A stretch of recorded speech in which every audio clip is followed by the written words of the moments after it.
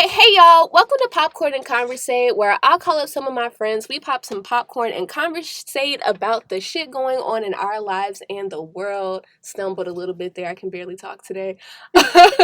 Today, I am joined by another one of my good girlfriends, even though she got micros in right now, Yes. Danielle, Macon. What's going on? Hey, the whole government, okay? Yeah, the whole government, because they gotta find you. The whole government, they Y'all gonna don't find you. me after this. Listen, they might want to, ask you some more questions. We like trying to brand you out here. You're right. We trying to brand you, put your name out there. So we got to get the whole government. I'm open to conversating, so it's all good. Facts. All right, so we got a pretty hot topic today. So you just want to jump into it? Child, Queen and Slim. Ooh, here we go. All right, so Queen and Slim has been a hot topic of conversation these past few weeks, and rightfully so. It sparked a lot of debate. So today we're going to discuss the movie. There's definitely going to be some spoilers, so I will put the time mark in the well, actually, this whole episode is going to be spoilers. I'm not even going to do y'all like that. Yeah. So if you have not seen the movie, I'm going to give you a few seconds to just stop stop this podcast and just go on about your life. There will be another episode dropping today, so go ahead and listen to that one. If you have seen Queen of Slim, or you just like me, you don't really care about spoilers, then go ahead and continue listening. If you're like me, I really care about spoilers. I don't even watch trailers. Yeah, she really crazy. don't. She really don't, y'all. I've seen it firsthand. Look, so just watch it, come back to us. You feel Right, me? exactly. So, all right, let's give y'all a little bit of time, just in case. All right, so Queen and Slim is the story of a black couple's first date gone wrong. Basically. So we start off the movie and they open up in a diner. There's this waitress that's bringing them their food. And Slim, for all intents and purposes, he's trying to fill her out, all of this great stuff, trying to get her to communicate. And Queen really just sitting up there with a stank ass attitude. She's not feeling a date. It's a tender date. It's a small diner. Yeah, and it's black owned, which we'll come to find out later. But she's not really about this. She is this the only place you can afford? You know what I'm saying? So she's yeah. They depict her like she's a lawyer. A good one at that, right? An excellent lawyer. And words. Yeah, and she's kind of on a date with, we don't know his occupation, I don't think. Well, he said that the waitress would come in his line all the time at Costco. So he do work at Costco. So he works at Costco's. I'm guessing he's a cashier or whatever, because he's always I let her use my Costco card. She got 4 kids and an alcoholic husband or whatever. So I give her grace or whatever. And that conversation came about because I guess the waitress got Slim's order wrong or whatever. Mm-hmm. And Queen was just like, she got your order wrong. Yeah, take that shit back. Yeah, Queen was not having it. Yeah, she really wasn't. Even the opening scene, she's depicted as the strong, I'm going to say something, take this shit back. The right. egg was wrong. You want to scramble, boom. She didn't even like the date. She was lonely. I only called you up because I was lonely. Yeah. I was sad. Da-da-da-da. Exactly. So, yeah, and she was sad because the state decided to execute her client, which then we find out that the death penalty is still legal in Ohio. And I'm partly from Ohio, and I didn't even know that the death penalty was still legal there, as it is legal in 30 other states in the U.S. Yep. So they're on this date. It's not really going well or anything like that. However, I will say, even though Queen was being rude, Slim was definitely giving it back to her. He would throw shit back. So whenever she was be honest, is this the only place you can afford? He was like, nah, it's black owned. I guess they didn't want to. He's not a real pushover. You would expect. Yeah, exactly. So you already kind of saw that the banter exactly between the two of them, and he wasn't shy about shit. During the date, his ass done put his fork on her in her plate. You gonna eat that dry ass salad? Talking about it's just the right amount of dressing. We heard that crunch. Wasn't no dressing on that salad. It's cool though. Really detailed. That was just the first scene. We just right. We just went in on the first scene. Right, we haven't even got to the opening credits yet. So they leave the diner. They're talking or whatever. There's music playing, and Queen grabs for Slim's phone. And he's like, "Give me my phone back" or whatever. But she's just like looking through it, seeing the type of music that he listens to. And whenever he reaches for it, he kind of swerves a little bit. And honestly, I think that's why the police officer pulled them over. Because he did that like little swerve or whatever. So before you know it, the blue lights whoop whoop come on or whatever, and they get pulled over by a white man. And here comes this motherfucker waltzing over. Oh, Lord Jesus. So Slim, I will say, like, in this encounter, Slim is, trying to be respectful or whatever, but the cop just seems like he's trying to find a problem with every single little thing, and it doesn't help that Queen is, like, a really, like, headstrong person, a very dogmatic or opinionated person, and she is, like, speaking up every single time the officer is doing something, like... she said something, too, like, y'all like to shoot first? Yeah. Like, she was saying, yeah. So what happened was, Slim was like, "Listen, my wallet is in the glove compartment or whatever," and the officer was like, go ahead and get it. I'm not going to do anything. And that's when she was like, "Well, y'all like to shoot first and ask questions later." So she was like making those little comments, and I think that was kind of like what was aggravating the cop a little bit or whatever.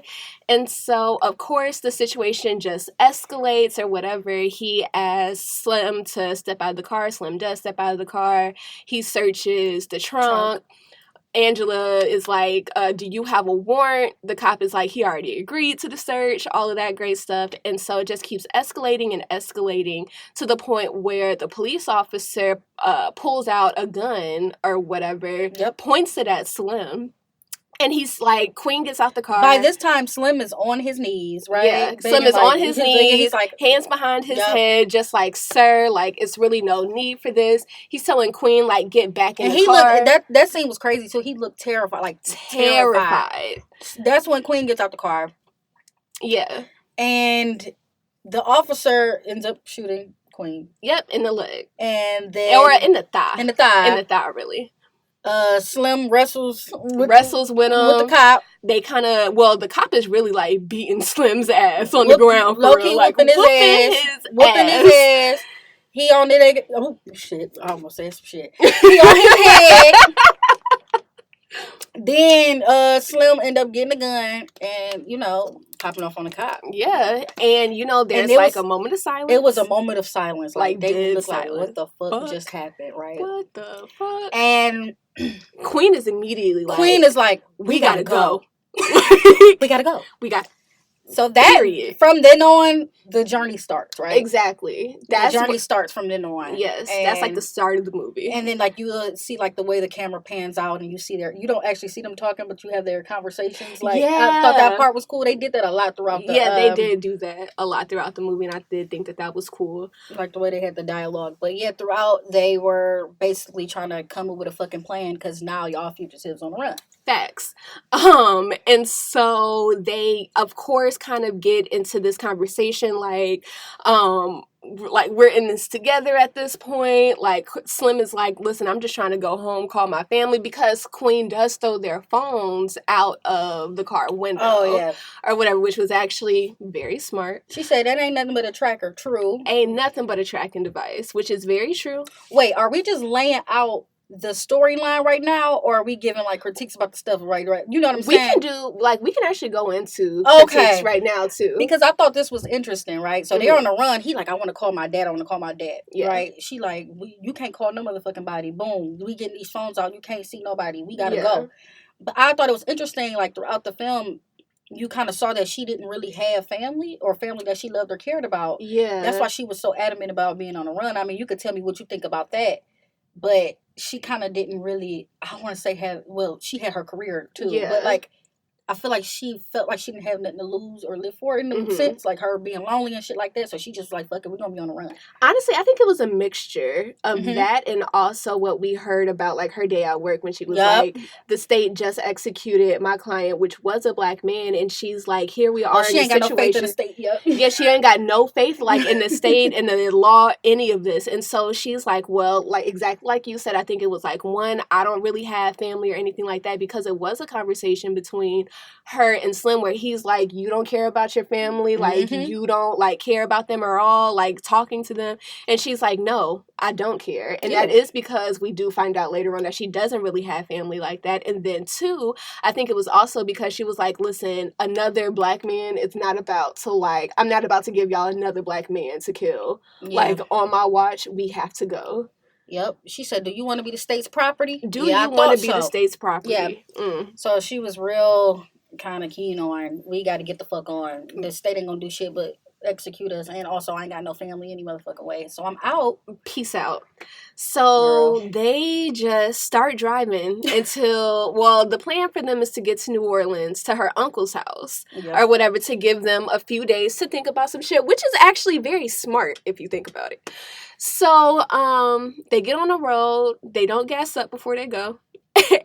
And they end up breaking down on the side of the road, or running out of gas on the side of the road. Yep. So they start flagging down this car or whatever, and Slim says something very important. He's like, I hope they're black. Or we better hope they're black. And she then said, Queen that said, ain't always a good thing. Exactly, that ain't always a good thing. And so that's kind of, it's kind of foreshadowing, but we're going to get there. And so there is, so I don't know if he was like Native American, Hispanic, or what, but there is a person of color, or a man of color, and he picks them up or whatever, and he kind of noticed that they're kind of like jumpy. He's like, what's wrong with y'all? What's wrong with y'all? He notices that Queen is wounded. Slim looks down, like, I guess in his console or whatever, and he sees a sheriff badge. A sheriff badge. He's like, oh, what's wrong? He's like, didn't know you was a sheriff. I know. Shock. So this motherfucker a sheriff. They on the loose, and they in a sheriff truck. Child. So he pulls into the gas station. And they also find out that they're in Kentucky at this point. Oh, yeah. They're in Kentucky. So, from Ohio, now they're in Kentucky. It's at nighttime, right? So they pull up to the gas station. He gets out. The sheriff man gets out. goes in the gas station, get the gas. Now, while he's doing this, you can hear the radio. Yeah, because he turned on the radio before he walked in. And they're like, 2 fugitives, African-American male, African-American female, One is wounded. One is wounded, and they were driving a white, I don't even know. Honda Accord. Yup, a white Honda Accord. This is right, did he hear it at first? So I think that he started listening when it was like two fugitives on the loose, black man, black woman, one is wounded, and then he started putting 2 and 2 together. Yep. So he in there, and then I think when he started, he was like looking at them, and then like, mind you, Slim done got out the car, started pacing. He nervous back and as fuck. forth. He's pacing back and forth. She like, bro, why the fuck? I mean, Slim. I mean, what is his name? Well, so that's the thing. That's the thing. They didn't even. We don't know their names. We don't know their names until the very end. And we'll get to why that is. Yeah. So he's pacing back and forth. The guy is just looking at them. Now the sheriff man is shook. Like, oh shit. Yeah. Like I think So Slim jumps in the car, about to like go drive away. Because Queen told him to. Queen. That's also important. That's also important. Mind you, so Queen, let's backtrack, right? Queen already was like, we on the run. Mm-hmm. Queen said, get your ass in the car. Right. So Queen is basically making all the moves as of right now. So it's also, let's park right here for a second, because it's also interesting. I was listening to an interview with Lena, Waithe, and Melina Matsoukas. It was actually the Reed interview at CultureCon.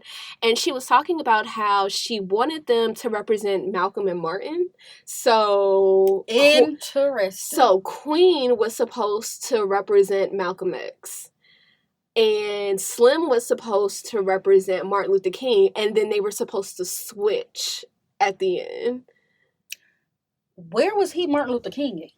I think because he was more so, Christian values. Okay, they did try to. They tried. This is one of my problems. Like they try to do these like symbolism with like the crosses, but it's kind of like it doesn't really come across like that. Yeah, though. That's not failed with the Malcolm and Martin. Yeah, and plus on top of that, I just don't think that metaphor really fit within this scenario.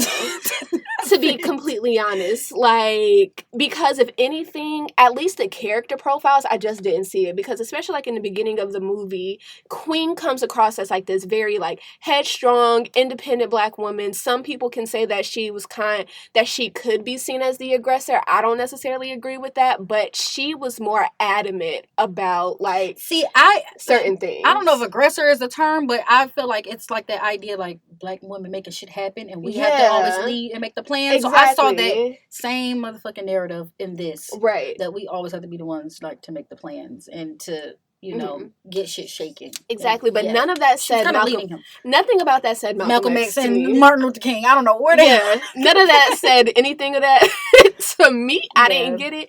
But interesting. Yes. So Queen points the gun at the sheriff, and she's like, get in the car or whatever. So they get in or whatever, and they're driving. The sheriff is basically telling them about his life. Like, you know, I got a son at home. My wife died a few years ago, all of that. And Queen is just like, listen, nigga, I'm not going to kill you. Like, we just have to, like, get to where we going at this point. And then they basically tell the sheriff, we didn't do it. It was self-defense. This is interesting. The sheriff was like, I mean, I know some of what did he say? Yeah, I know some of the people on the force be wilding. Yeah, like, he was like, I'm not surprised by that. I've had some colleagues that have crossed the line more than once or whatever. And even in that, my nigga, you're complicit in what they're doing because you know that they've crossed the line, and you as the sheriff haven't done anything about it. Like, but that's really interesting that they put that in there. I think that really, we're going to talk about this later. Yeah. We have this conversation. We had that conversation. But about, like, this narrative that I've been seeing in movies lately about there being, like, the good cops or the cops that really aren't complicit with, like, the bad things that are going on in the force. But my thing is, you're complicit if you don't speak up and say anything about it. Yeah. You're still for sure. Yeah, absolutely. I agree. And I agree. But we see these, like, even in American Son, right? I don't know if y'all seen that, but it's a Netflix. I would say go watch it. Please don't watch it. It was the shit trash. But an American Son, right? This notion that, like, they are good cops and all of them aren't bad, and some of them are for the people and for, you know, I think they try to, like, play with that a little bit in Queen of Slim, because there were, like, 3 quote unquote good cops that I've seen, because we have the cop that got them gas, even though he didn't really give them gas. He just gave them the first sheriff, and then we'll talk about later the worst scene in cinema history. Right? Oh my god, the worst scene, the black cop from the protest, and also the black cop that let them go. Yeah, so we'll get to that. But oh Jesus, yeah, he basically, the sheriff, you know, people cross the line, They like, all right, but we ain't gonna kill you. But we gonna put you in the trunk of our Honda. But that's also important too, because Slim was like, why you do that? Like, because after they put him in the trunk, Slim was like, why did you do that? He wanted to help us. And Queen is like, he wasn't gonna help you. Yeah. Like, help us. He'll help us into that jail cell. Like, you can't really trust them. So that was also very interesting to me as well. And then that's when we got into the conversation where it's like, do you want to be the state's property? And all of that? Because once you confess, you're automatically property of the state. Yep. So they take his truck, they put him in the trunk of the Honda Accord and just get into his truck without no money, no IDs, none of that great stuff. So they start driving or whatever, and they're like, we hungry. They on the run. They hungry. And this is also funny. This motherfucker's Queen, okay, the Queen character. She is complaining. He like, we hungry. Let's hit at McDonald's. She said, I ain't getting no McDonald's. But I ain't gonna hold you. I ain't gonna eat I'm not getting McDonald's. You're not getting no McDonald's on the run. I'm not. McDonald's is nasty. Please don't play with me. McDonald's is nasty. Like, I'll get a fry. Slaps. Girl. Is it fish? Please don't have this conversation right now, I'm a McDonald's advocate. I don't care. Like, listen, I'm sorry. Like, the most that I'll eat from McDonald's is maybe a McDonald's breakfast. I was to say they got the like the sausage McMuffins, bro. I'll do like a sausage burrito, but without the sausage. Bro, all the people who know me, you know what I'm saying? Y'all know that I love McDonald's. Danielle Macon love McDonald's. I don't care what y'all got to say, but that's all. I digress, bro. So she said she ain't fucking with no McDonald's. I don't care. We fugitives. He like, all right, you real choosy, but it's good. Yes. That's fine. So they stop into this place called Chubby's, and there's like some kids on skateboards in the parking lot. And Queen rolls down the window and she calls one of the kids over, and he adorably runs like to the truck. And she was like, hey, get us some food real quick or whatever. So they give him his order, and they was like, you can have like the rest of the money when we done. And it was so funny. The little kid was like, after all that, ain't gonna be none left. Ain't gonna be no money left. Ain't gonna be no money left. But he goes, gets them the food or whatever, and they're sitting in the back of the truck, and they're actually having a very important conversation. So Slim asks Queen, like, are you a good lawyer? And she's like, I'm an excellent lawyer. And he's like, why Black people always got to be excellent? Why can't we just be ourselves? And I was like, damn, that's very interesting. But to be honest with you, here's my opinion on it, right? Okay. I think Black people are excellent in everything that they do. And the reason why I say that is because historically, the historical experience of Black people in this country, like everything that we had, everything our ancestors endured, everything that we present day have to endure, and we are still going out here and creating things that are amazing. We're still out here like living our lives and just really, I won't say, I want to like choose my words carefully. Like, I still think that despite everything, our community is flourishing. Okay. And so that's why... Victorious consciousness, exactly. So that's why I believe that anything that we do is one, like, not only, like, radical and political in nature because we're just existing when society does not want us to exist, but we're flourishing in that. So that's why I feel like Black people are excellent in everything that they do. Oh, yeah, for sure. As a...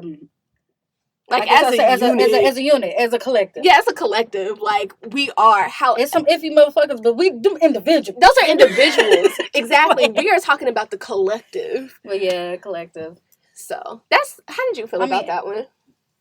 Ooh, I was like, that's a whole different podcast about whether Black people as a collective are excellent, or why we always have to be excellent. I mean, yeah, I'm about to say you can always come back and we can talk about it. Oh yeah, for sure. But yeah, you're thinking of the context of oppression, and especially like especially the career field. She's a lawyer. So right, she's a lawyer. Think about like the microaggressions that she has to deal with, like on a daily basis. Like not only being Black, but being a woman as well. Yeah, and you're dealing with law. So you're dealing with law, right? System built on white supremacy. You have to be 10 times as good. 10 times. Right. 10 times. 20 times. 20 times as good. So, I mean, that's a given. Yeah. So, I mean, yeah. He's talking about wife. Anyway. Like, all right, Slim. Come on. So, like, you know why, child. Exactly. You know exactly why we Lena, why you put that in the script? Well, she put that in the script because I guess you read this in the interview, too?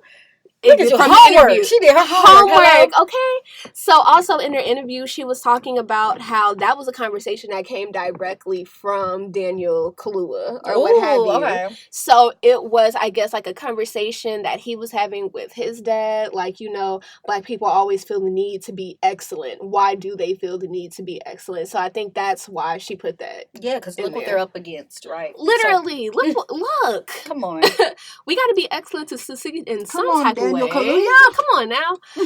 So they get done eating and they're getting back in the truck or whatever, and the little kid that got their food running up with his phone or whatever, he was like, is this y'all? Child, by this time they all on the internet. Listen, the dash cam released the footage of the whole incident. Can we park right here? That dash cam footage came out quick as fuck.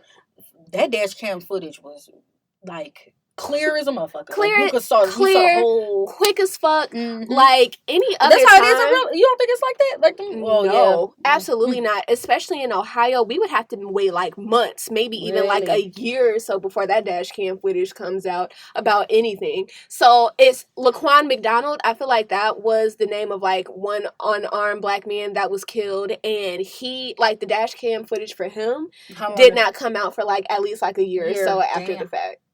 So y'all you thought that was like unrealistic part on like Lena's part, or they had to do something for the story. I feel like it was intentional because it was now a white cop that got shot. They want justice now, so they're gonna release the dash cam footage. Okay, yep, exactly. Now I feel like if it was, especially because they ran away to show his guilt, they gotta yep. Exactly. So the dash cam footage came out. It's all over the internet. The little boy is like, "Is this y'all?" Slim is like, "Nah, that's not us," and pushes little boy. He tried to jump in the truck and drive off, and they mistakenly like bump. I ain't say run. I don't want to say ran over, but they bumped the daddy a little bit.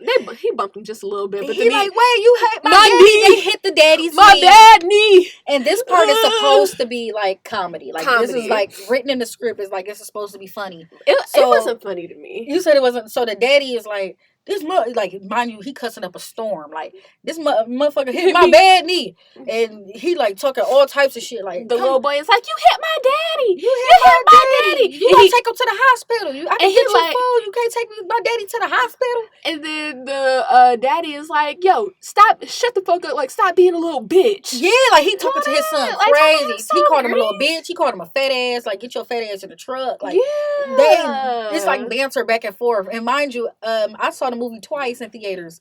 Each time, like the audience is cracking the hell up. So I know this is supposed to like written in the script is like comedy, like.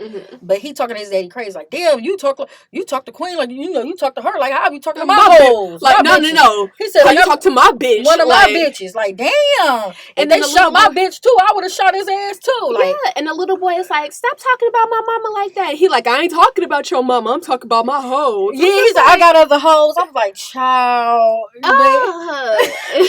But yeah, that part was a mess. Like I didn't get it. Like, it was just a mess. I just feel like you don't need to stop talking to black kids like that. I'm gonna be completely honest with you. Like, stop cussing at them. Stop calling them out of their names. But yeah, I feel like throughout the film, like it's like a lot of like abusive shit that we like. It's written in it to be funny, and that's not funny. And if you notice, it happened more than once, and it was always with black men. Yep. The way black men were portrayed in this movie was completely wild to me. Like, I think the only like quote unquote positive representations that we got were Slim himself, maybe his daddy.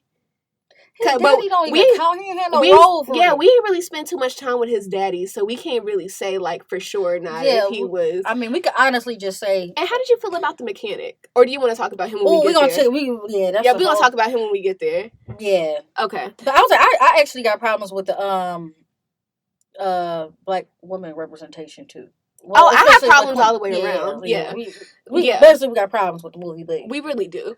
Yeah. So they drop him off at the hospital, but like on the ride there or whatever, like the dude in the back is talking, and he was like, people are like, or are y'all the new Black Panthers? Like, we support what y'all doing, killing all these racist cops and all of that, and they're just like.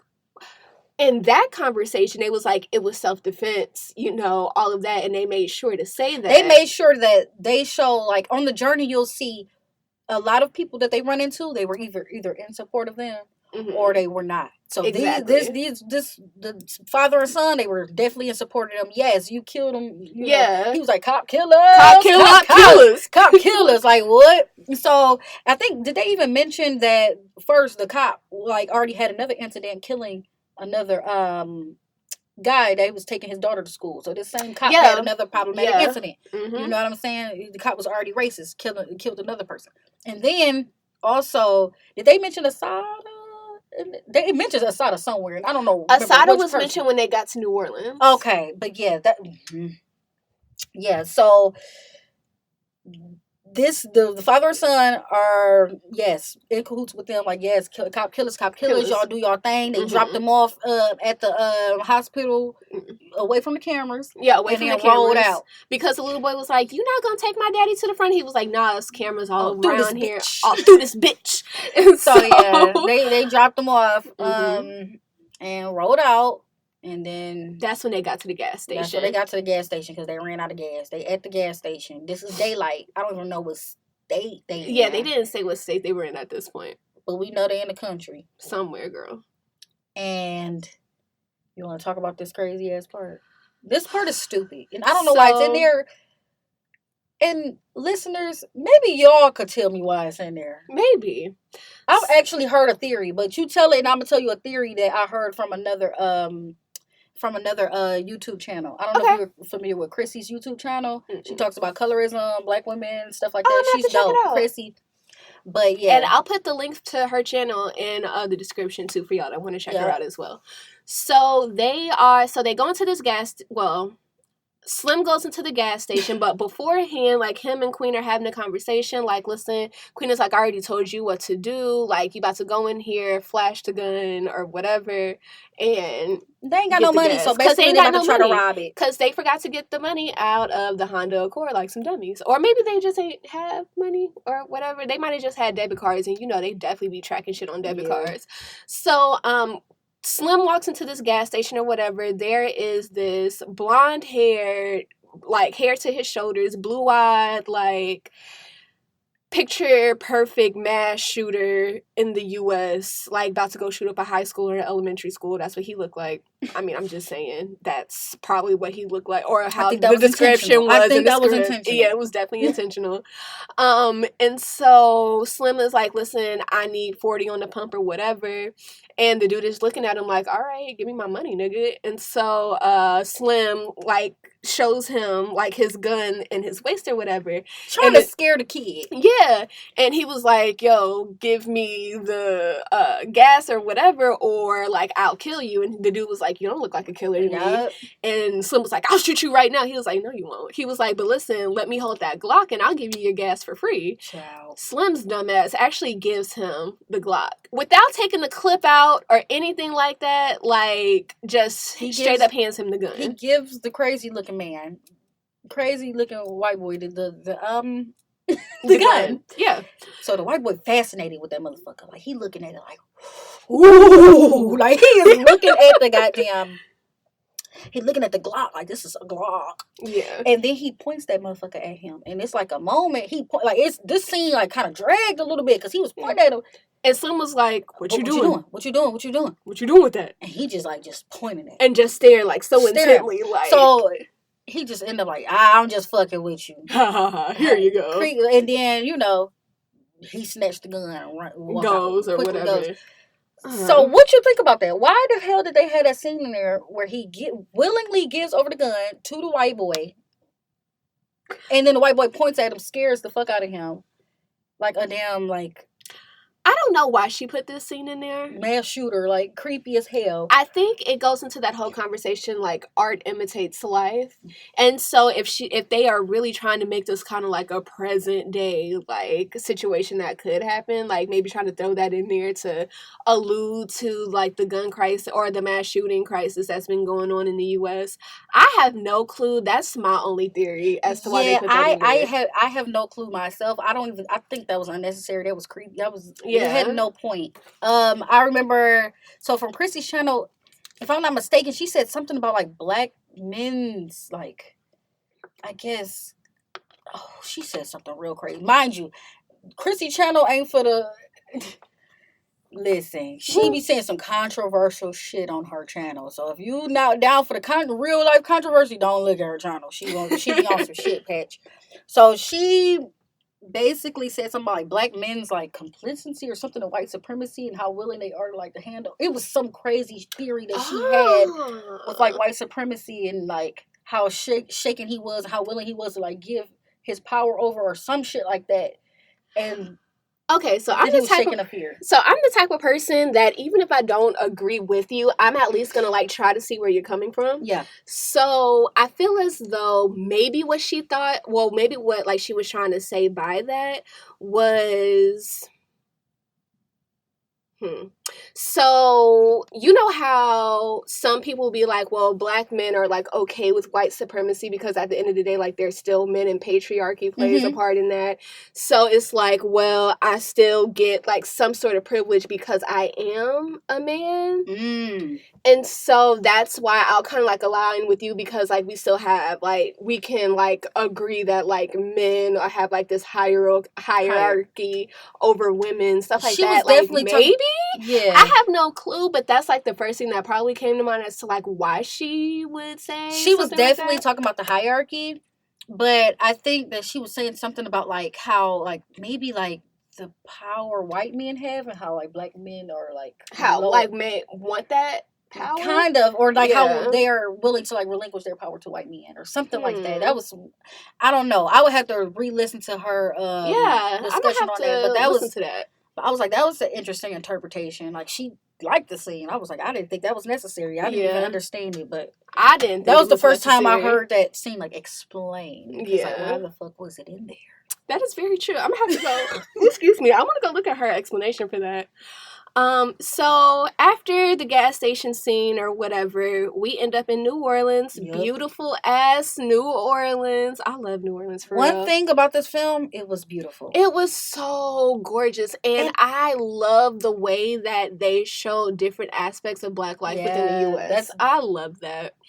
That's dope. Yeah. Like, so, like, each city, you kind of get, like, a glimpse of, like, what each state or, state or town is like, and it was beautiful. It was gorgeous. It was beautiful. But then I don't know, it's like I like that it was beautiful, but then I'm just like, man, they're making like the struggle seem real sexy. It's like they really romanticizing like trauma. Like they make trauma look sexy as fuck. Like Queen and Slim sexy as fuck. We gonna get there. The whole film is just like beautiful and sexy, and it's like, but through trauma. It's interesting. It's oof.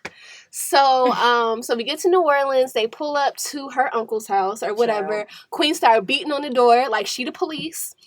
The girl comes out or whatever, and she like, this exchange was funny. She was like, where my uncle at? Who is your uncle? Bitch, don't play with me. And the girl was like, all right, he in the back. Like, what? That actually cracks me up. I'm not even going to hold you. So when you walk in, you see, like, all these, like, beautiful, like, dialed up women. Makeup, beautiful makeup, beautiful hair. And wardrobe was dope as hell, too. And fuck y'all respectability politics, too. Like, these women look gorgeous. Because I've seen, like, some critiques, like, why y'all got these women looking like thoughts and stuff like that? They did not say that. Who said that? Girl, some people on Twitter definitely said that mess. And I don't think that they look like that. And we gonna get there, but I don't like the way y'all treat Black women either. But I'm screaming, so the I actually like the New Orleans scene because how beautiful, like of course the scenery, but like even like the women in Uncle Earl's house. So they went to Uncle Earl, that's his name. Uncle Earl. Each one had a different personality. They all like all the women had a different personality. I mean, it's known now that he's like some type of pimp, right? Yeah. So it's like a known thing. But I just like the wardrobe and like the beauty of like that scene. So, absolutely, like I actually wish we could have spent more time with them. Yeah, right. Like we need a spin-off movie, but just them, just Uncle Earl, just Uncle Earl and them. Honestly, because honestly, Uncle Earl could have his own movie if we be. It's like a beautiful, like a prettier Hustle and Flow. Exactly. So, Uncle Earl is basically asking them, like, what y'all gonna do? What's y'all plan? And Queen, again, she's taking a lead role in these discussions. She's like, we don't really know what we're gonna do yet. We need to stay here to basically figure it out. And he's like, hell no, y'all ain't staying here. But then, after a while, he kind of, like, comes around to it. And, she gives him, like, listen, we need to stay here for, like, 2 nights. We need some money and we need a car. And whenever she said, like, we need a car, he was like, nah, fuck that. I'm not giving you one of my cars. Yep. But then she's like, you owe me. And you kind of see his face kind of like change. Like, damn, because I was speculating. I was like, what the hell? I was like, yeah, because it was just like his face like immediately changed. It was just, it was like straight remorse. And I was like, what he owe her for? And so he was like, all right, I got you. So tells them like they got to shave their heads and all of that great stuff so they can hide in plain sight. And later on, whenever I guess they are in the bed, Slim asks Queen, like, so what do you owe? Like, what does he owe you for? Yep. And she's like, I got him out of prison. What? What he do? I got him out of prison for murder or something like that. And he was like, who he killed? My mom. And then she just turned around and go to sleep. Let's backtrack a little bit too. But that shit crazy. First of all, that dropped the whole bomb. Like, nigga, what? What? He killed your mama? Like, that's just, like, I don't know. Lena and the writing. Okay, yeah. Backtracking though, like I think it was interesting. Like you kind of hinted at it with that table scene when she was like, when they were trying to come up with the plan, and you said she taking the lead. That is like prevalent throughout the whole fucking film. That she taking the lead, because even Uncle Earl said something like, "Damn, is she the only one speaking?" Like for both of y'all. I mean, what do you like think about that? Because I don't know, like I find a little bit of a problem with that. Like we still see these same like storylines over and over and over, where like the woman got to take the lead on shit, or at least, or even like the bossy like rich woman, like especially like on a journey of love with like, I'm not even trying to be on some like have a hypergamy conversation or none of that right now, but it's like a similar like same trope we have like throughout cinema, like the rich like or stuck up black girl taking lead on shit, and then we have like the poor man that like teaches her how to love, and then have the softer side. Like, damn, is this Tyler Perry and all them other Sanaa Lathan movies that we be having with her in it? Jesus. Like the rich stuck up black girl. Yeah. I mean, Deliver Us from Eva. Yup. Diary of a Mad Black Woman. Yup. It was, what is the one with Taraji P. Henson, and that was I Can Do Bad All by Myself. Well, she wasn't the rich one, but you know what I'm saying. Yeah, but still stuck up, and she gotta have a man teach her how to love. Yeah. All the Sanaa Lathan movies, romantic movies. Long she had to cut her hair off too. Nappily Ever After. Oh, let's not talk about that one. Something's New. Let's not. She always she had a poor man twice, and she needed to be shown how to love. Teach Think Like a Man. Again, 1 and 2. Yep. The black woman, the black strong rich lady had to be taught how to love, and through that she had to be broken down with a poor man. So I definitely noticed how she was the one definitely like taking the lead and everything. However, I didn't make the correlation between like her and these other movies. So that's actually really interesting that you point that out. And now I definitely see it. But you do notice towards the end.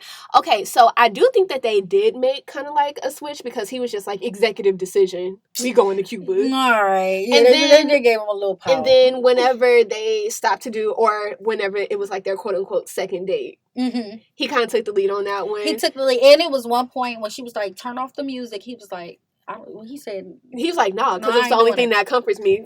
Yeah, when they was playing, Never Could Have Made It. Lena tried to be different and give him a little bit of background. Just a little bit. But yeah, I don't know. It's a pattern that I have a problem with, that I keep seeing, and it's okay. Like the strong black black women are strong. Exactly, but we're fierce. But we ain't gotta be strong all the time. Damn. It's okay for black women to be like vulnerable, or actually, you know what? It's okay for them to, before the movie even starts, just already have like peace within themselves. Or it's okay for us to be vulnerable, and not have to be led through vulnerability through a man's like love. Yeah, absolutely. So they're in the bed or whatever. Around this time, Uncle Earl and one of the young ladies in his house get into an argument. It does turn abusive or whatever.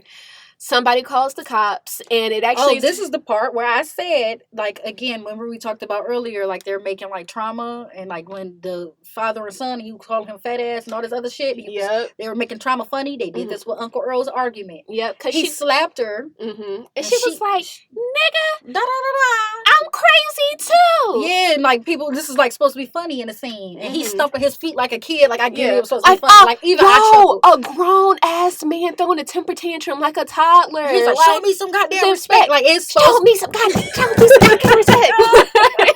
Like, it's supposed to be funny. It is. But it's not funny when you think about... Like, he literally just smacked the shit out of her, and we cracking up in the movies. Like, even I cracked up, and I had to catch myself. Like, damn, is that problematic? Like, we laughing at trauma. This is the second time that shit happened. This is the second time that didn't happen. So... And it's like, damn, I kind of felt bad. Like, damn, I kind of like Uncle Earl character, but... This is a pimp that's slapping motherfuckers, and I like him. Yeah. So is that the writing? Like, what do you think about that? Like, they wrote it to where you kind of supposed to like Uncle Earl, even though he's slapping bitches. Is it like everybody? Are they trying to show you like nuances of like characters? It's not like a good and bad person. Like, what are they showing here? That's the thing. I have no clue what Lena was trying to do with these characters. And I don't know if that's because of her writing or it's just because I still need time to think on it. But I honestly do not know what she was trying to do with those characters. Even some of the dialogue was a little corny to me. Mm-hmm. Especially at the end. Again. Yeah, the end and the beginning. It's the beginning and the end. The dialogue was corny. Yeah. Yeah. It's like she been on Black Twitter a little too long. Let's throw some shit in. Yeah. That's like cool. Did you see the Black Twitter thread that was like right? Oh my fucking. Y'all niggas ain't black. Fair. Y'all niggas ain't fair. Just like the master whooped me with like, nigga, what? People who the shit skating on Twitter, like, bro, I'm deleting my Twitter. I swear. Like, I'm sick of y'all.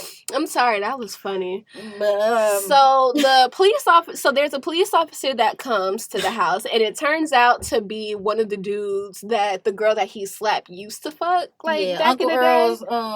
One of his women fucked one of the officers. Yeah. And so Uncle Earl, well, the dude was like, you mind if I come in and search? He was like, not without a warrant. He was like, all right, I'm gonna come back and get a warrant. At that point, that's when Uncle Earl goes to them and was like, all right, y'all gotta get the fuck out. Like, now. Y'all gotta move. Y'all, the block is hot. They in a frenzy. Like, he and Uncle Earl closet, she and one of the women's closets. Yeah. They just packing shit up. Getting dressed. Getting dressed real quick. Boom. In which I would just like to say, her in that dress, body. That's what I said. It's no mistake. They make this film look sexy as fuck. He in the goddamn velour suit on, looking good as a motherfucker. Now, I never thought Daniel Kaluuya was fine until I seen this goddamn movie. Amen. Listen. I did not thirst after that man. I did thirst for him. I did. Not before this. Not before this. Not before this. But after this movie, I definitely started thirsting for that man. Yeah. They made it look. It did, even how she came out the room after she got her haircut. Yeah. She was just like strutting with the sexy robe on. Like, I'm telling you, like, they made looking on the run, going on the run, sexy and fun as a motherfucker. Like, they romanticized it. They did. So they go on a run, and correct me if I'm wrong, that's when the car starts to break down? No, this is when they end up stopping at the juke joint, the dance joint, when they go on a run again. They stopped there first? No, this is after they left Uncle Earl's house. Remember they had the... I thought that they went to the mechanic before the juke joint. No, wait. Maybe. I could be wrong. I don't know. Well, either way, we're going to talk about the juke joint scene next. Wait, maybe you're right. Are you sure? You might be right. Because I don't think that the little boy died just yet. Because remember, right after the mechanic scene, it was the Black Lives Matter protest. Okay. So, I do think that they went to the juke joint first. Okay. Yeah, so you was right. So, they go to the juke joint, and Slim is like, would you have gone on a second date with me? Mind you, they on the motherfucking run. And what do Slim think of? We're going to stop and go dancing. But, I mean, also at the same time, they don't know how this is going to end. But see, they setting it up. You know these motherfuckers going to die. You see what I'm saying? They doing all this crazy shit like they did a lot of like wrapping up like of people's lives if you really think about it. Yeah. What do you mean by that? So whenever at the juke joint, you know, getting like that dancing, whenever she saw the sign for like Macon and Savannah, and she decided to stop at her mother's grave. Yeah. They did a lot of that like let's appreciate the journey, no matter how it ends. If I'm really on this horse, I'm gonna be real with you. If I'm on a run and I'm like, and I know I have a destination, and I'm praying, ain't no matter how it ends, I'm getting off this motherfucker. You know, that's the kind of mindset. They just like no matter how it ends. I feel like they was really foreshadowing that these motherfuckers was about to die. Yeah, they was really doing like no matter how. I mean, it is what it is at the end. Like nah, they kept doing that throughout the whole thing. Shit, fuck it, let's dance. We don't know if this is the last time. Like that's the kind of mentality they had. So, they went dancing. Again, that was a fucking sexy-ass, beautiful scene, especially when they were dancing together. Mm-hmm. He ended up getting her a drink because he promised her a drink. And then the bartender kind of recognized them. And she was just like, what did she say? Well, first she poured 2 shots. And she was like, he was just like, no, because I don't drink or whatever. And she was like, well, baby, you need to start. And when he reaches for him, that's when she's like... She grabs his hand. And she's like, you're safe here. You're safe here. again, you know, like I said, we're running across these people who support them, and then we'll see like maybe some people don't support them, but this was like a safe space, right? This joint, a lot of older crowd, you know, like auntie protecting you. We got exactly. And so it was just kind of like a sigh of relief. And I'm not even gonna hold you. I did like this scene because I'm gonna be honest, like there have been times where I've like walked in somewhere, or for a perfect example, so we were actually in New Orleans earlier this year for Mardi Gras. And we went to trap karaoke at House of Blues. And when I tell you, I have never felt like I was in a safer place than I was there. It was just a whole bunch of Black people just having fun and being authentically themselves. And I felt like I was in heaven. Wow. I love New Orleans. New Orleans is beautiful. And the people are nice as fuck. Yeah. My hometown is an hour and a half away from New Orleans, so I got like the best of both worlds growing up, and I definitely plan on moving back down there. Yeah, at some point. To the South. Girl, I'm moving back home because I can't do it up here. It's too cold. I'm screaming. I'm from Detroit. It's so cold in the D. Can't nobody get no sleep. I'm screaming. How the fuck we supposed to keep the peace? Wait, I thought it was sleep too. I felt like that was a verse. She said, "Can't nobody keep getting no sleep." I feel like that was a verse. Somebody take my Detroit card from me. I don't even know that line. Or listen, take mine that's not existent because I've never been to Detroit. That is hilarious. So, shit, where the fuck was we talking about? So. Yeah, they felt protected. Yeah, they felt protected. Yeah. And New Orleans is beautiful like that. The people beautiful. They are real like they're sweet. Yeah. So yeah, they he ended up telling us, like, I think they recognized her. Recognized us. She was like, "We got to get out of here." He was like, "No, I think we stayed." Yeah. Whatever. They danced the night away so romantically. And just... Yeah, they was about to kiss, but then she moved her head away. You know, you could tell that they're falling in love and shit. In the middle of them on the fucking run. Listen, because trauma is supposed to breed love, but again, we gonna get there. Yeah, trauma's sexy. Okay. So then they continue driving, and you're absolutely right. This is when they get to the mechanic or whatever because the car starts to break down. Yep. And so the dude is like, "Listen, if you want it back today, it's gonna be $2,500." And that's all the fucking money Uncle Earl gave him. Everything that they gave him, or everything that he gave him. So they give him the money or whatever, and Queen and Slim, like, they not leaving the car, like they hovering over this nigga while he work. And he's like, "Can y'all give me some space?" And she's like, "No, I'm not leaving you with this car." And he's like, "You got bigger problems to worry about than me." So this is another motherfucker that know. Exactly. But that's the thing. We never see what's going on, like, outside of Queen and Slim in this movie. Yeah, we stay with them the entire time. But we did find out they're in the newspaper. It's a huge social media thing. It's a social media thing. They were also in the newspaper. It was when they went to the Crazy White Man. Yeah, we talked about, right, when they went to the Crazy White Man. They were also on the radio. They was on the radio, and they were also on TV. In New Orleans with Uncle Earl and one of his women were watching the news before Uncle Earl slapped the shit out of her. But yeah, so you kind of get an idea that, like, this is like huge. Fucking everywhere. This is huge, right? And this is supposed to come after, or supposed to be after, like, the movements for, like, Trayvon Martin, Sandra Bland. Anytime we hear of an unarmed Black man, how they become a hashtag, these people were basically hashtags, but we couldn't see what was going on. Yeah, because we're following closely up there. Exactly. So. And they ain't got no phones. Can we talk about how they ain't had no phones, no navigation systems, how the fuck was they getting to Uncle Earl's house? And they knew exactly where they was going. Huh? How? I have no clue, girl. Ain't no way I'm getting nowhere without no goddamn GPS. I feel like I told you in the theater, like, it must have been the ancestors whispering in their ear, like, "Take this turn, take this exit." Like, what were they following? Literally. Woo. So the mechanic is, and so Slim is like, "You knew who we was. Why didn't you give us a discount?" He was like, "Because unlike these other niggas around here, I don't agree with what y'all did." Again, we run into somebody who don't necessarily support them like the other group of people did earlier in the film. Exactly. But it's still... He was like, "I would have just took my ticket and gone about my business." Yeah. You know, it's that one person. It's like you should have complied or you should have did what you were supposed to do. In which we do have those people in the community that will say, well, you know, they should have did this and they should have did that. Yeah. But honestly, I feel as though that situation would not have ended any other way because that cop wanted a reason. Yep. Like, anything they would have said, anything they would have did, because even when Slim was like, can you hurry up, it's kind of cold out here, that's when he pulled out the gun on him. Like, the nigga was just saying he was cold. Yeah, right. It get cold in Cleveland. That lake effect snow, it ain't no joke. I'm screaming. But it's true. Like, it's not no joke. So, but yeah, the mechanic did not fuck with them, and that's why he took all their money. He was like, I ain't giving y'all motherfuckers no discount. I don't even like y'all, because y'all are, he one of the, you know, folks that's like, y'all getting us killed.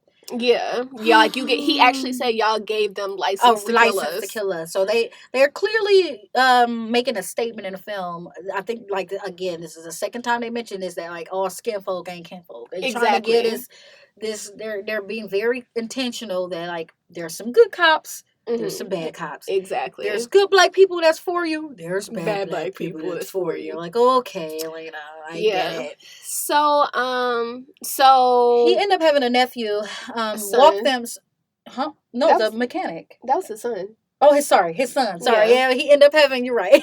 He ended up having his son take a walk with them so they could leave him the hell alone while he's fixing a car. Mm-hmm. This part.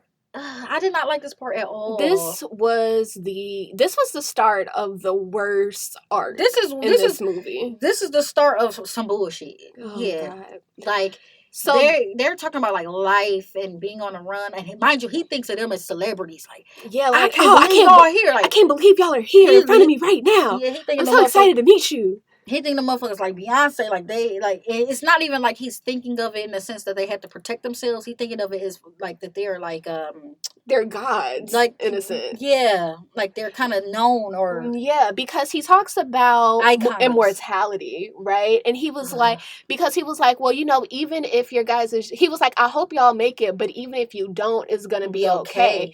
And they were like, why is that? He was like, because you're immortal. Like, people know your name, people are talking about you. My greatest fear is that people won't know that I'm here. And then that's when Queen goes back to a line that Slim says earlier in the film, as long as your family knows you're here, it's okay.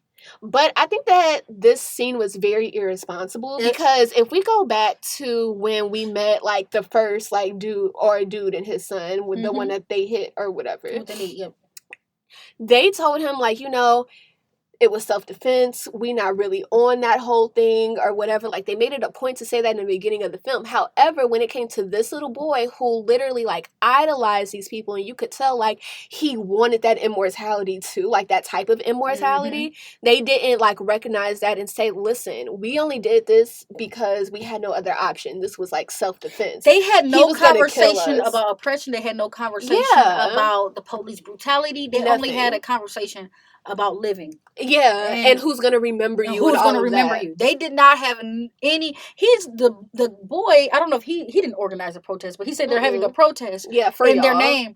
But they didn't have a conversation about like the police. Yeah, that part didn't make no motherfucking sense at all. How can you write something like that where you didn't have any conversation? It's irresponsible about the police.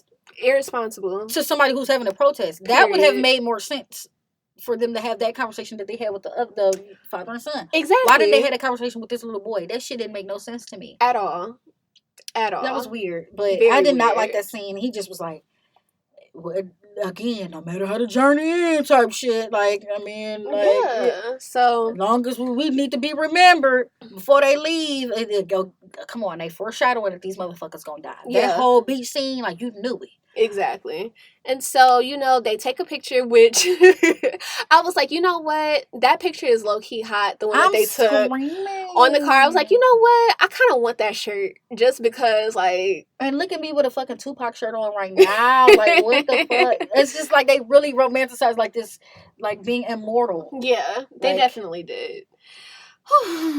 And so they get the car fixed, they continue going or whatever, and so this is when she stops off in Macon, Georgia, in order to pay respects to her mother, and then we get the story about how her mother died and how her uncle killed her.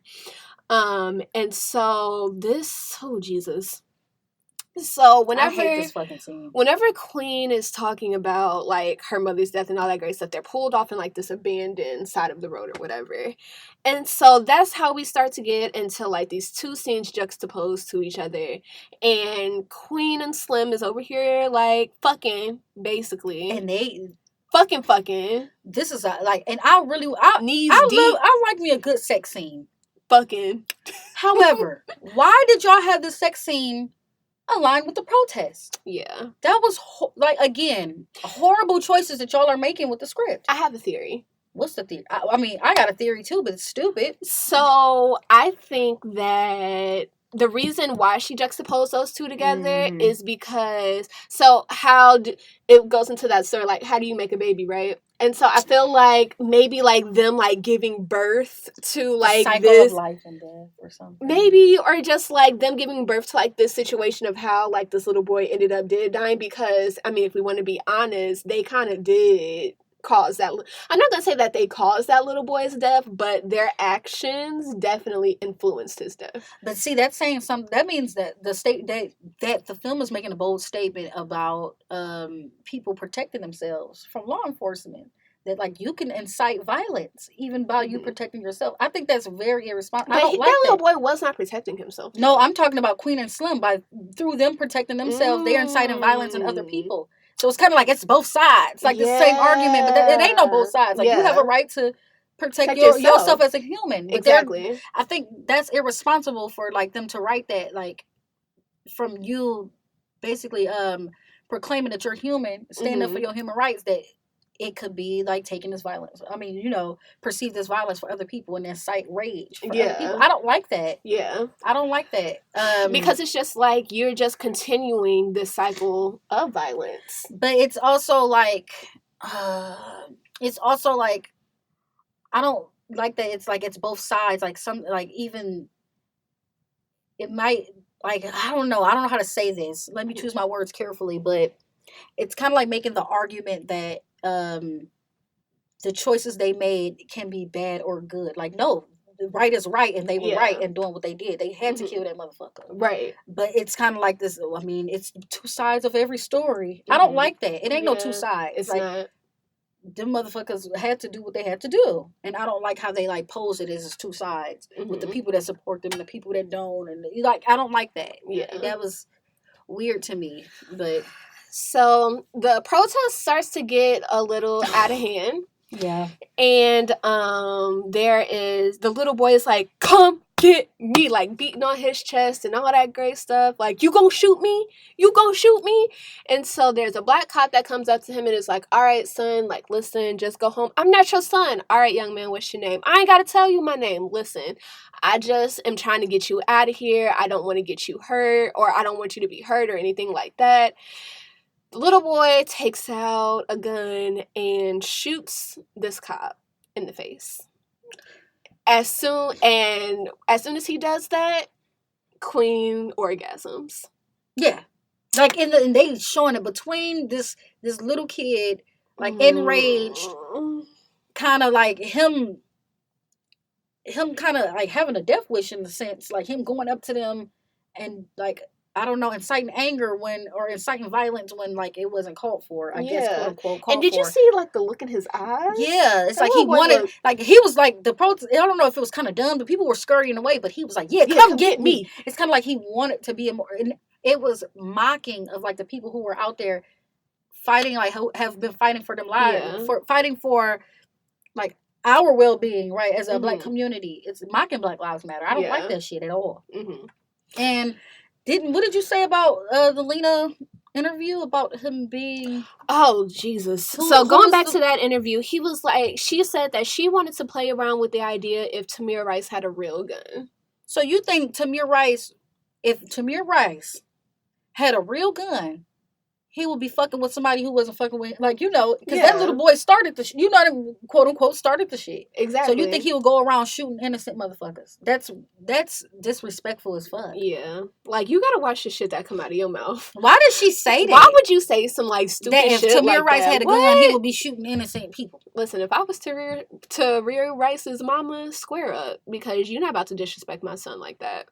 Yeah, if Tamir Rice had a gun, he would have shot. What? It just doesn't make no reimagining sense. of it didn't like she should have been quiet on this movie because so far that motherfucking Martin Luther King and Malcolm X shit don't make sense, and that Tamir Rice theory don't make no sense. Yeah. She shouldn't have said that shit.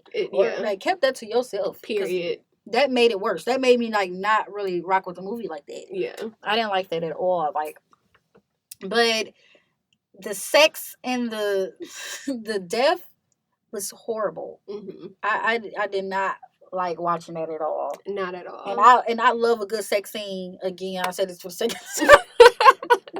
And I just was like, y'all really ruined it. Yeah. Y'all ruined the opportunity like to explore like black sex, black love, intimacy, and y'all put it with because y'all coupled it with exactly. Why do each like black movie like of love or like the growth of love, the journey of love, have to be rooted in black trauma? Or exactly. We're tired of seeing and that it shit, always honestly. goes back to that thing. Black love does not have to be rooted in trauma. Period. Like what? Period. Yeah. Period, sis. Especially like the ride or die. I'ma ride that. Okay, I'm sorry. That's a great song. Like screaming. The soundtrack is lit. Oh yeah, the soundtrack is lit. Oh, the soundtrack is dope. So all right. So after this scene, they get back on the road and they end up at the Shepherd's house. The Underground Railroad. Literally the Underground Railroad. And so they end up at the Shepherd's house, which is a white couple. The husband definitely wants to help them out. The wife is like, bitch, we can get our mortgage paid with the bounty that's on y'all's head right now. Like, I don't know why my husband doing this stupid shit. Yeah, they playing with the good white man versus the bad. Like the bad white woman. Yeah. And so, they're sitting down having dinner. I have a problem with this dinner scene because who the fuck drinks milk with their dinner? Just like nothing else, just like no water, no nothing, just like straight milk. I didn't even notice that until you said something. It was fucking drinking milk. Like, who drinks milk? I digress. This is a real random thing, but I was rewatching Boys in the Hood, and it was a scene where they was in Compton, and the daddy, Furious Styles was talking like giving the talk to the community like they gentrifying our area. Yeah. Why the fuck was Ricky drinking a carton of milk in that scene? Y'all go rewatch that shit. I feel like Ricky was always drinking some milk. Nigga, that shit is nasty. Y'all niggas just be out here drinking milk. Out the carton, nigga, like yeah, what? I can't do that. Like I'll drink milk with my cereal. That's about it. Y'all weird. Weirdos, but yeah. So they're having dinner or whatever, and the husband notices that there are like officers outside the house or whatever. So somebody must have seen them come in. And so they was like, get upstairs. There's somewhere like to hide in our room or whatever. They hid under the floorboard. I was like, yeah, I was like, that shit. Yeah. But didn't you say something? So, yep. Going back to that interview. Same interview. I'm going to put the link to the Reed interview in the description as well so y'all can listen to that. So Melina said that she wanted it to be kind of like a reverse slave narrative to where they started in the north and Cleveland, that was the last stop on the Underground Railroad, and then go to the furthest point down south, which was the Florida Keys. Interesting. Okay. Yeah. So they definitely was. So it's a romantic, sexy Underground Railroad. Basically. Journey. Yeah, but modern day. Modern day. Trauma. Modern day trauma. With sex. Exactly. So. Okay. So they're hiding under the floorboards or whatever. The police do not find them. And they've been down there for a while, all that great stuff. The white people ain't talking. They was like, we don't know who the fuck you looking for. So I guess a few hours pass by. I think we're like in daytime at this point when they finally do come up from under the floorboards. And oh my God. So they, you know what? I'm not even going to talk about like the part where they like jump out the window. And she broke her motherfucking arm. Basically, y'all know it. She broke her arm. I'm like, damn. What I say? She didn't follow her own directions about bending her knees while jumping out the window. Damn, she was more hurt about the arm breaking motherfucking Well, she did say shot in the goddamn. Well, she did say that the shot to her thigh was like a flesh wound. Okay. So it wasn't like it was like piercing her thigh or anything like that. I think it was more so like just like grazed her flesh for real. See, I wouldn't know about none of that. I don't know how that shit feels. Yeah, listen, I've never been shot, but I know like the different types of shots. Okay. So yeah, and she had that damn wound bandaged up like a goddamn garter belt. Yeah, she did. Absolutely make her wound look sexy. So, they jump out the window. She dislocates her arm. He puts her arm back in place, which I could not watch that scene. Yeah.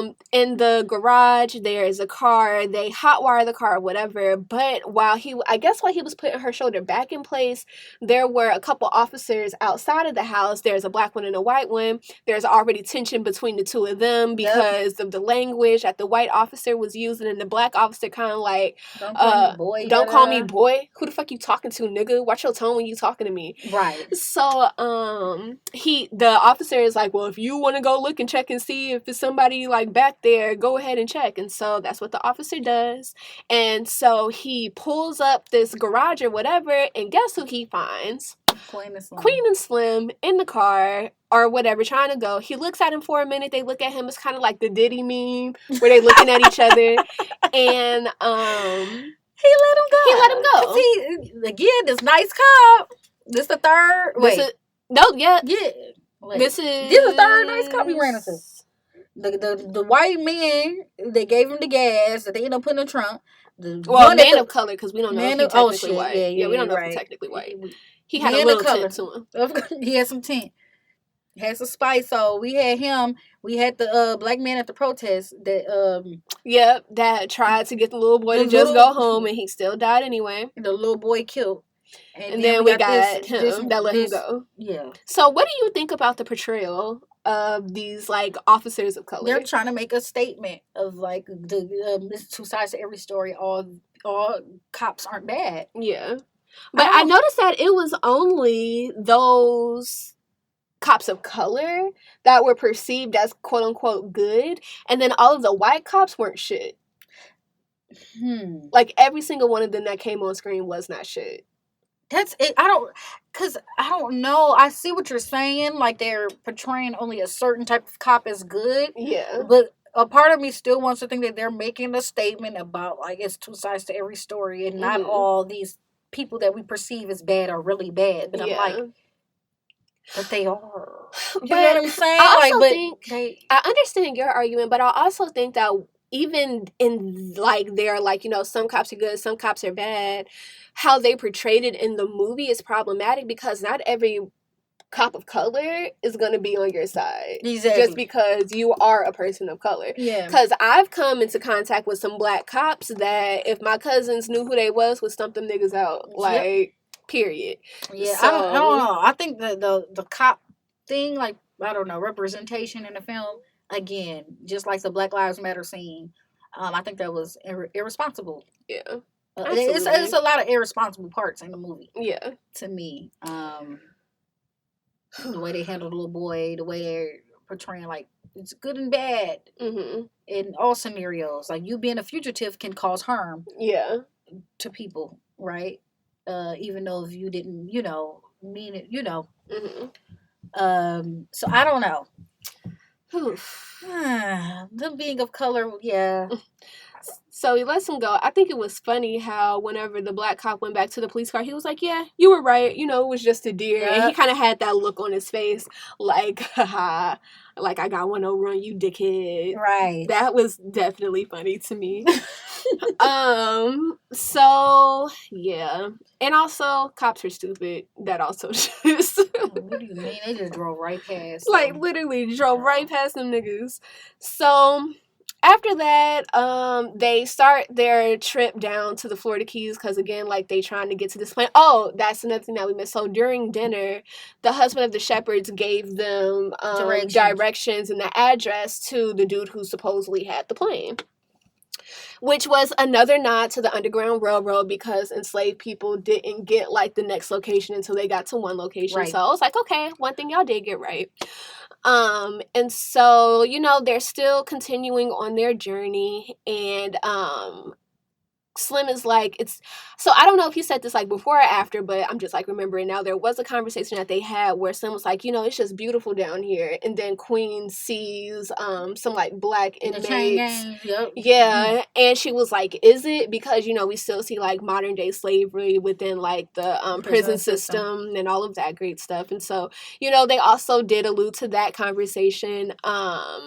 So they're driving and all that great stuff. They do finally get to well, before that, there were some horses. So the whole motherfucking film, they playing around. Y'all niggas are supposed to be on the run. Y'all playing around, dancing.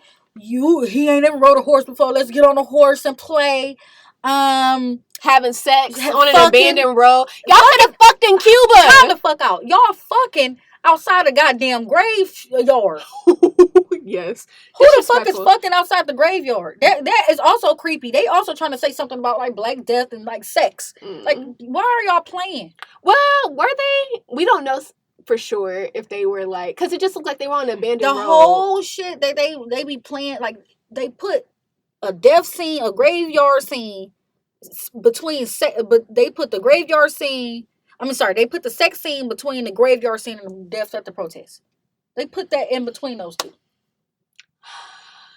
You're right. And then they keep talking about immortality, and then they destiny, and even like the where babies come from and being reborn. Like they keep doing this shit, like sex, death, and like romance all together. Like, why does Black romance have to be like? I definitely incorporated with that shit. That is so true. But yeah, they've been playing around. They definitely had playing with the horses, playing with the outside the window and shit, feeling, they was sitting outside the window when they was driving the car, and she was like hanging out the window. Oh yeah. Y'all like are playing. Well, they were still moving when she was hanging out the window, but it was still like, bitch, somebody could have saw you. Get your ass back in that car. That's what I'm saying. What if somebody was behind you?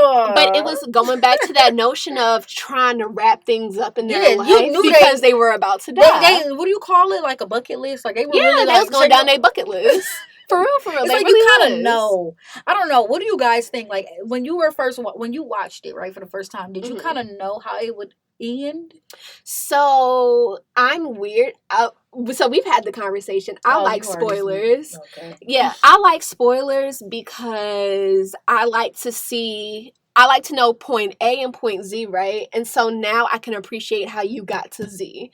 So the thing is, I already knew that. I didn't know that they were going to die, but I definitely knew some shiesty shit was going to happen because I saw the face of the last person that they were supposed to like come in contact with, and they was like, yo, don't trust this nigga. And I was like, okay. So you already know. So I was like, okay, so something's going to happen with this nigga. Like, don't trust him.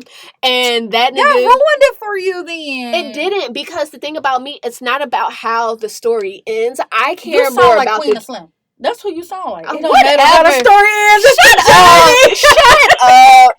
I like seeing the doggone journey, okay? Oh my God. I've been that way since I was younger. Like, I would, even if I was reading a book, like, okay, so say I'm reading, like, some, like, teen romantic shit, right?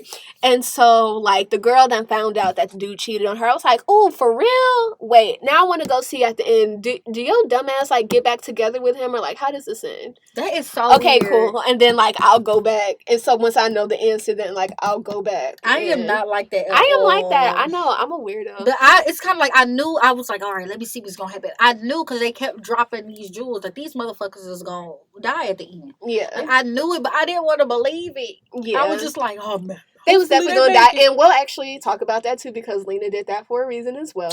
Oh, yeah. Let me know. So we meet the final person. Did they even give us his name?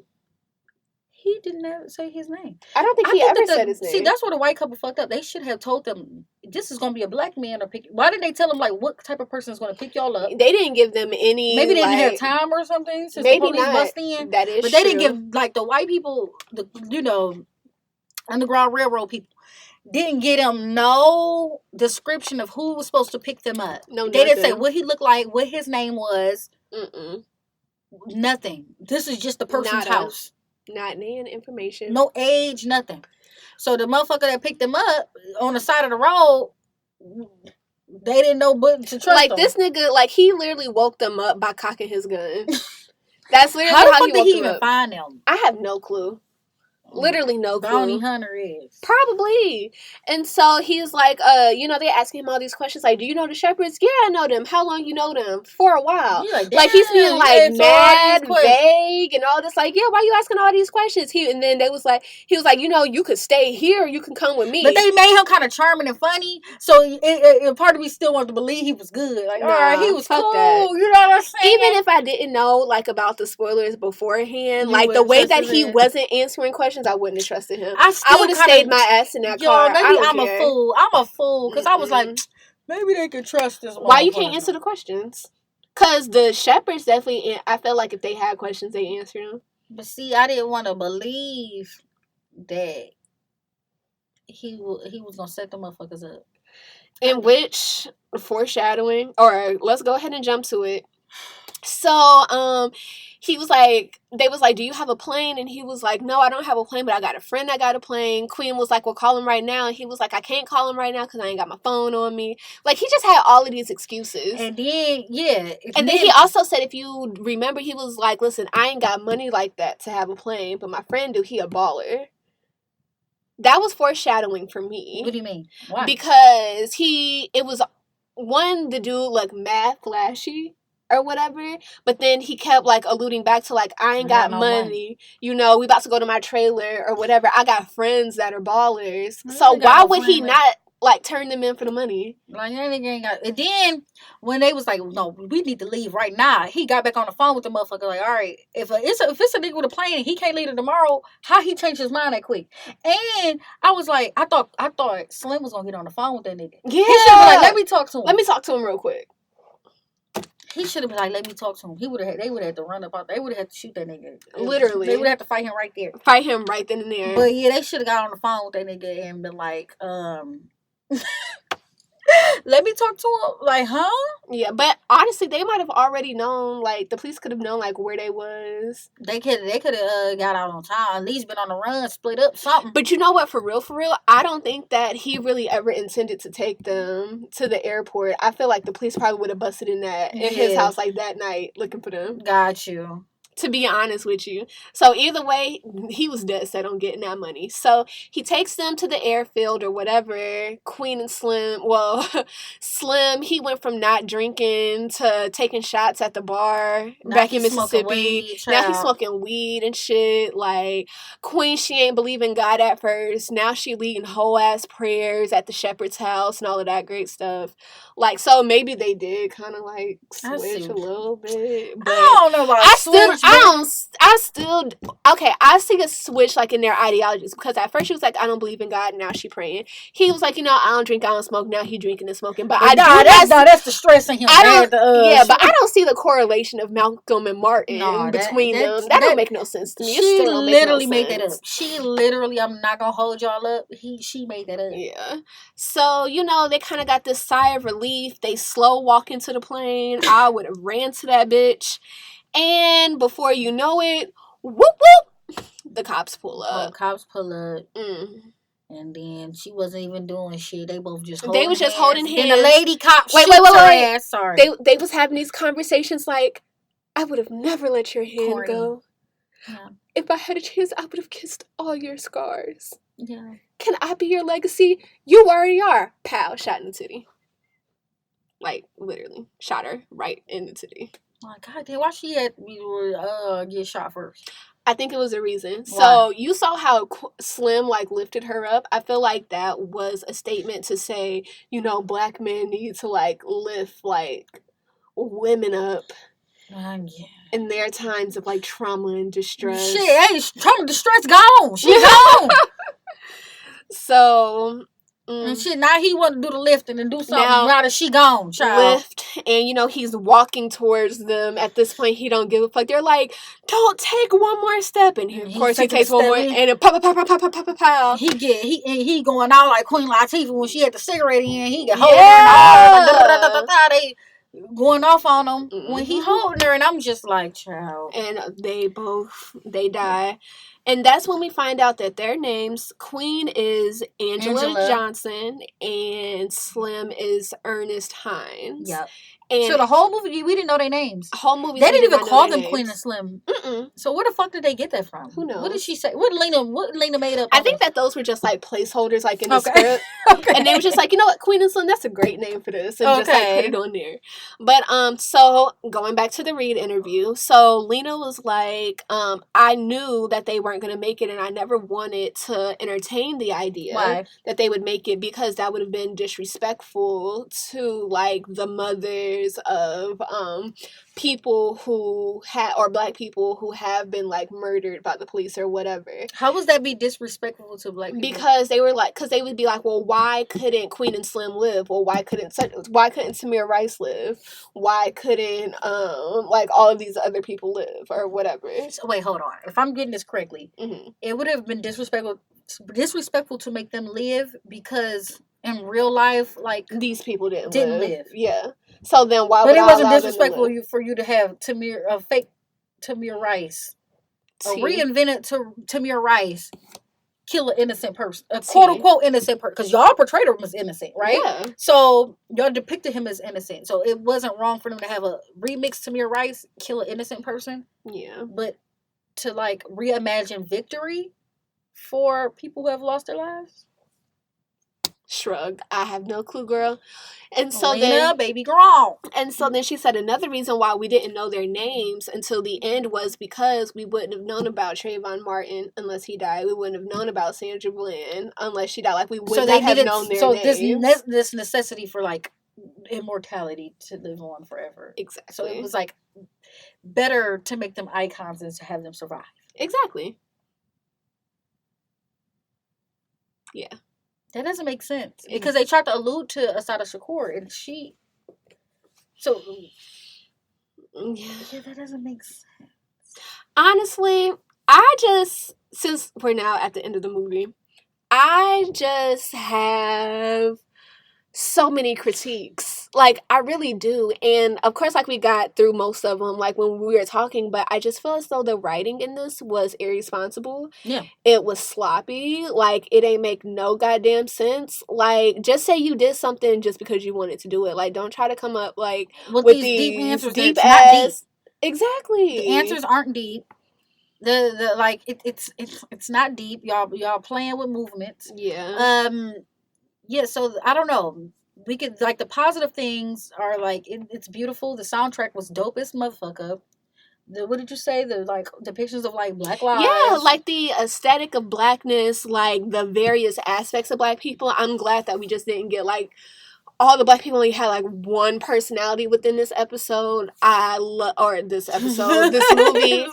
I love the fact, like, some of the conversations that they was having, like, you like skinny Luther or fat Luther. Yeah. I love that, because the thing is, it's like Black Twitter debates. And you know what? I was talking about this with my boyfriend last night. I was like, if you go into a white household and just be like fat Luther or skinny Luther, they're gonna be like, the fuck you talking about? Like, they're not really gonna get it. So they tried to make like. But if you go into a black household and you're like Black Luther, skinny Luther, a whole ass debate, I'm screaming, is going to just like come out of that conversation. So I do love like the alludes to blackness, to black culture, like the authenticity there. However, I just think that the story itself, girl, no, I can't do it. The story, it kind of like repeated a lot of the bad stereotypes that we've been seeing too much. It's kind of repeated a lot of the storylines that we've been seeing too much of. Yeah. And it was like, I'm tired of black trauma being a Hollywood genre. It is a Hollywood genre. I'm tired. Like, whenever, okay, police brutality is a Hollywood genre. I've seen people talk about that on Twitter too. Mm-hmm. But yeah, I've been said that, like, I don't know. I actually, like, I'm one of those people who actually like slave movies. I don't. You know, I love slave movies. Quote unquote slave movies. I hate them. But I don't know. I would rather see a movie about enslavement than to see that about police brutality. But that's me. So let's get into that conversation really quick. Mm-hmm. Okay. I understand that our history really isn't taught in schools like that. Mm-hmm. I understand that people aren't going to get this history unless they go out and look for it. And people are lazy. They're not going to go out and look for it. So what's the easiest way that you can, like, get somebody informed? Put it in a movie, right? Here's the thing, though. You have to look at who's making these movies, who's producing these movies, because that's going to let you know the location that this film is going to be in. Yeah, right? I understand that. So, perfect example with this movie, Queen and Slim. The idea didn't come from Lena Waithe herself. It came from a white man. Yep. James Frey. Why in the world would... Okay, my question is, what was his reasoning behind pitching this movie? Why did this movie have to be made? Yeah. Why? Because he had the idea and just wanted it made? What is his intention behind having this movie made? Because you're literally just projecting... Exactly. You're capitalizing off of, like, a hot topic that's going on in Black lives that you think that Black people are going to want to run to see. And I'm not trying to have our trauma immortalized. Like, I think that we have enough to deal with. Exploited. Like, I think that we just have enough to deal with historically. Like, we're already dealing with generational curses or generational trauma that nobody really wants to talk about. And I really do believe that some people can say, like, I'm just going far out there, but my research is in ritualized terror. So in enslavement, right, you would have these instances where the slave master would... And for language purposes, that's why I'm using terms like slave, master, slave. That's not the language that I would normally use. But on the plantation, slave owners would gather the entire enslaved community and take, like, the strongest among them and, like, just do, like, these horrendous acts. It could be physical abuse, sexual abuse, whatever. And it was basically just to reinforce the fact that you guys aren't shit. I'm all powerful. Like, you're never going to be able to get out of this situation. And this was literally happening constantly, like, once a week, twice a week, 3 times a week, just to, like, drive this home. And that is ritualized terror at this point. So you take that concept and we take that and place it into modern day, right? So we have all of these movies, The Help, The Butler, 12 Years a Slave, the Django. What's the ones that came out this year? Harriet. What else? Just these movies that still ingrain these images of enslavement, of oppression, of trauma, of violence. And even if you think, well, you know, I'm far removed from it or whatever, a lot of y'all really don't understand that a lot of the behaviors and attitudes that you have now stem directly from what your parents learned from their parents, from their parents, from their parents. Yeah. It's generational. And a lot of those behaviors were adapted so that they could survive enslavement, but you're still doing it today. Like, you're still, like, manifesting these behaviors and attitudes today, and you don't even know the reason why. Nope.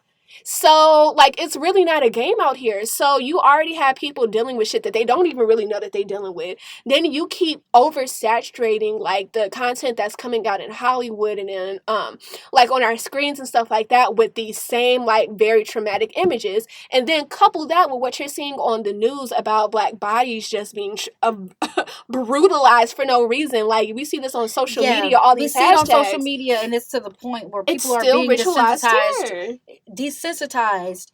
Even, like, Black people were being desensitized to our own, like, images being, like, you know, our own brutalization. Like, we're being desensitized to it. Like, it's ingrained in y'all. It's literally New Day ritualized terror, and y'all don't see it. But, Jazz, when I think about, like, enslavement films and why I mean, it's not an argument, like, for enslavement versus about but my argument was that I would rather see depictions, like, or accurate depictions of enslavement other than, like, Black, like, I guess we'll say, like, police brutality films, right? Because, like, when I think of Roots, right, I used to watch that every day growing up. I know it's weird, but I was one of them kids that really like Roots. But when I think of, like, films like that, I don't know.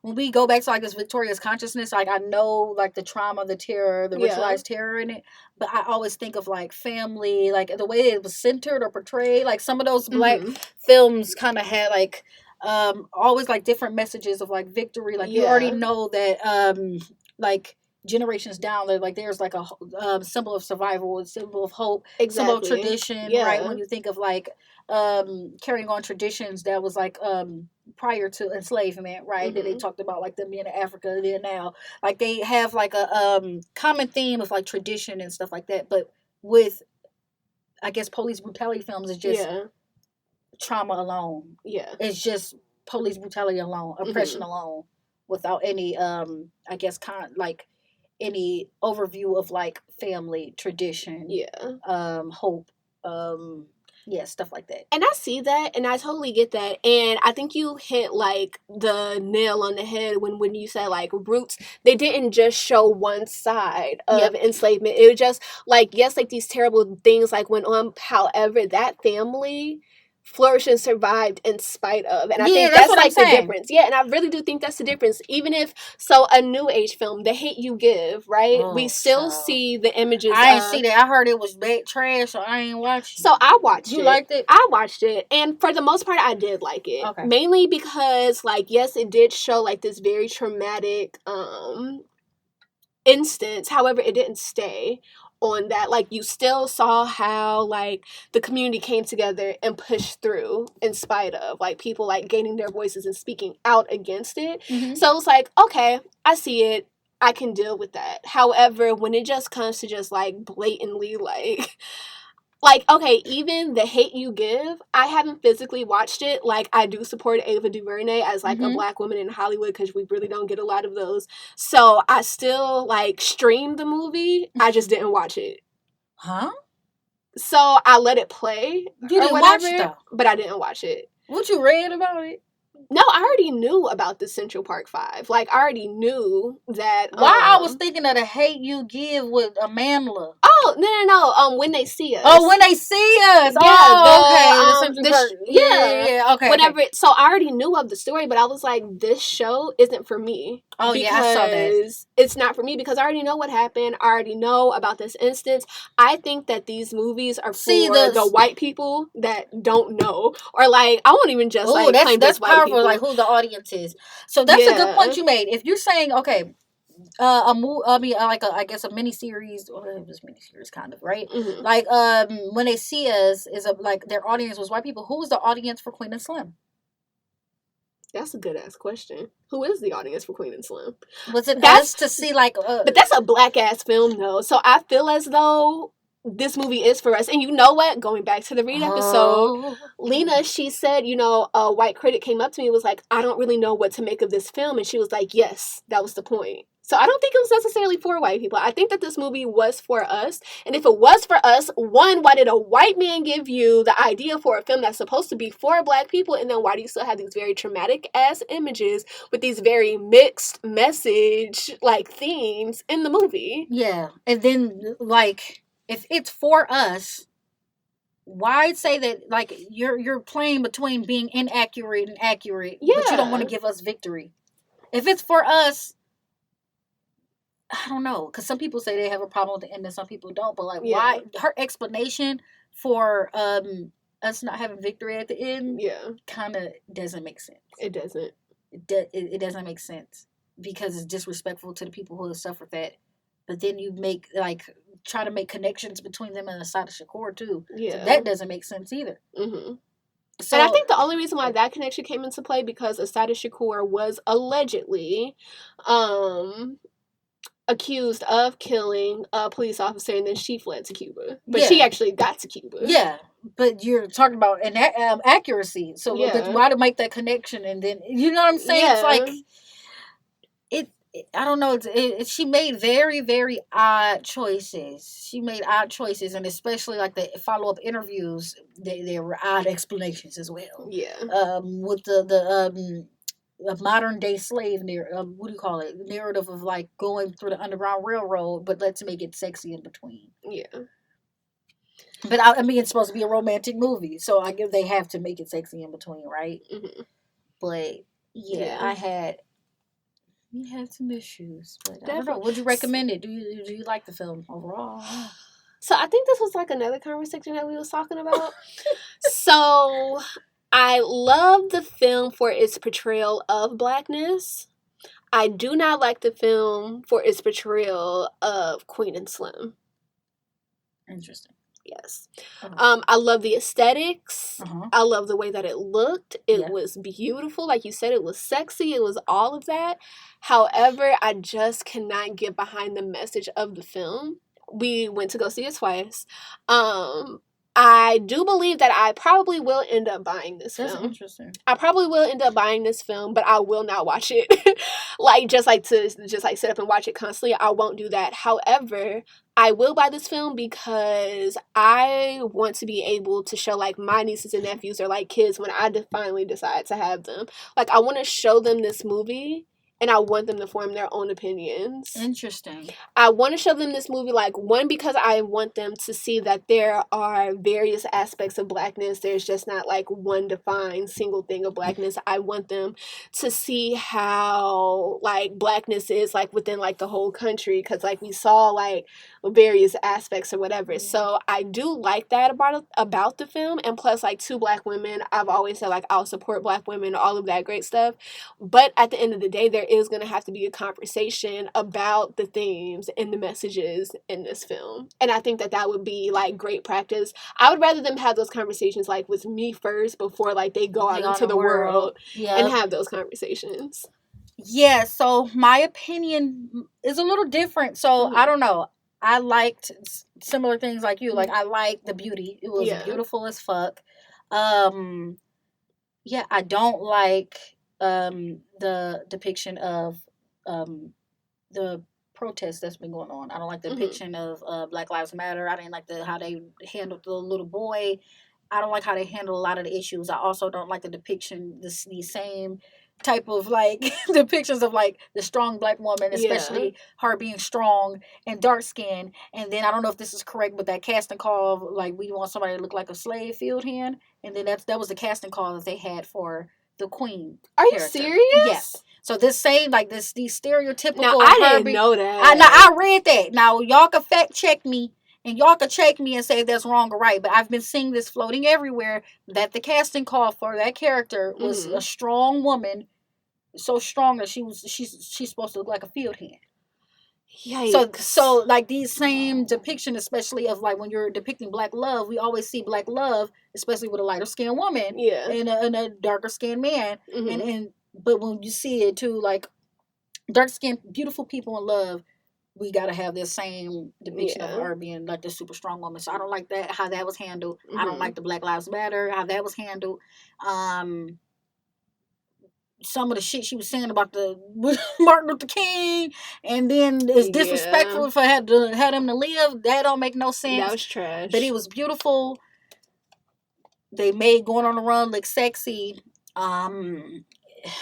Would I recommend it? I think we already seen these like a lot of the same, I guess, themes throughout Black cinema. So I don't know if I would recommend it. Like we've seen it a lot already. Yeah. But yeah, it was straight. I mean, it was good enough for me to pay to see twice, I guess. So yeah, I can't complain too much. But